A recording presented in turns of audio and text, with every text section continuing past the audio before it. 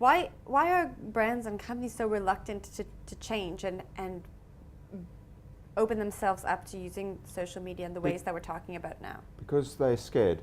Okay, so it's the R.B. Jacobs tweet where the guy, somebody said, "Where's Steve?" and then said, "No, he put a bomb under." Right. Okay, so that fear pulls everybody back to dumbing it down, and actually it's the opposite. We need to get close to what that R.B. Jacobs guy did, but not cross the line, because that's where the interesting conversation is.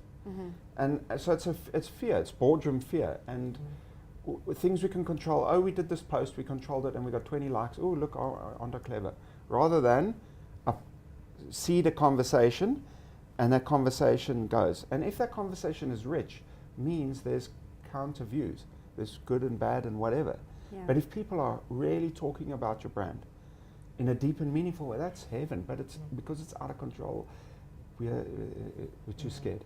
And you know, I've come to realize that that people, more than fearing being fired, is they fear that being the guy in that company who made that mistake.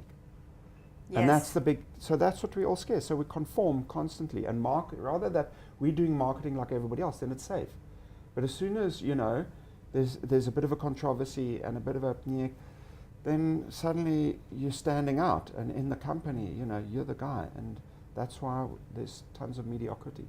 Nice. But my message would be, don't worry, because actually consumers forgive you very quickly, so long as you stay away from kid abuse, animal abuse, and religion. Those are the three.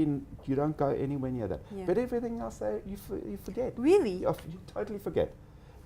You know, the stand fell at the Lincoln Park. It was an Energade stand, killed 3 people. Right. Do you stop drinking Energade because 3 people? No, I of forgot course about not. that. Exactly. I You forgot see, that happened. we live in a world where they're naughty, and then there's another post of a 2-headed dog. You know, wow. We've got a short attention span consumer now.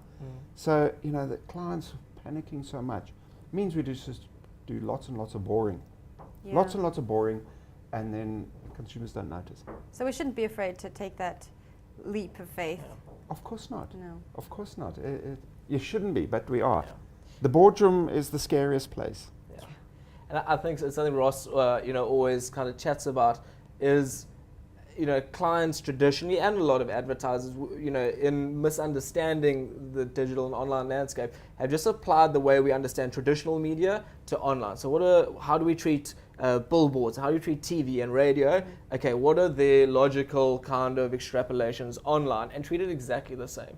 And that's why we're still sort of having the same conversation that we were 5-10 years ago, because we aren't able to kind of remove ourselves from the way we've understood, broadcast, advertising in an online space where, relationships matter. And relationships is not just about, understanding my name and my location and my age and then serving me a coupon. Understanding the consumer and giving them quality advertising that makes them laugh, that makes them cry. That's what people are after. If you're going to give me an advert, at least make it entertaining or make it stir me or move me. Because we generally all accept advertising is there and it's there to stay. It's not going to go anywhere. But if you're going to put it out there, give me good stuff. If you're going to force it in my newsfeed, give me good stuff. And by all means, I'll share it, I'll like it, I'll comment it. But if you give me the rubbish, I'm going to get more and more disengaged. I'm not going to get upset, I'm just going to get disengaged. It's going to be harder and harder for you to actually talk to me in the future. But like that Chelsea billboard, that the guy... That was great. Okay, it's great. They've never had so much social media, but it was all negative. And only made worse by the way that they handled it. So they want to go and sue the guy. Rather than, the way they should have handled it is taken the store manager, filmed it like this, and every tweet that people are upset, they take a pie and put a pie in his face. And then said, we're sorry because that's what we all want. Because that's what we want to see. And then we all laugh at Chelsea, and the guy who's got the billboard looks like a bit of a dick there. Yeah. So, but corporate doesn't work that way. Corporate is about lawyers, and it's so masculine. That's the problem with companies. They're so masculine. They think like that, like the army, rather than this very fluid. It's an intuitive medium. Yeah. And so you need, I think, really what every company needs is a psychologist. So at least the psychologist. That's could- an interesting can way of say looking to at the people, things. just chill. This is how we're going to handle it. And But that's also not to say that all clients are like that. So, Yeah. so not last at week. not at the Jupiter Drawing Room. So at the Jupiter Drawing Room, we have phenomenal clients. Because they listen to Talking us. to you, Francois.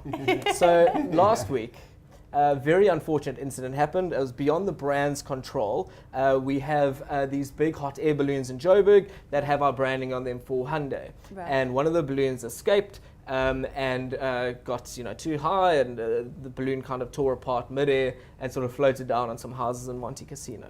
Immediately, consumers already jumping onto the bandwagon. 5 minutes before that happened, no one had a bad thing to say about Hyundai. But now because this has happened, he has an opportunity just to jump on the bandwagon and Right. kind of slate the brand.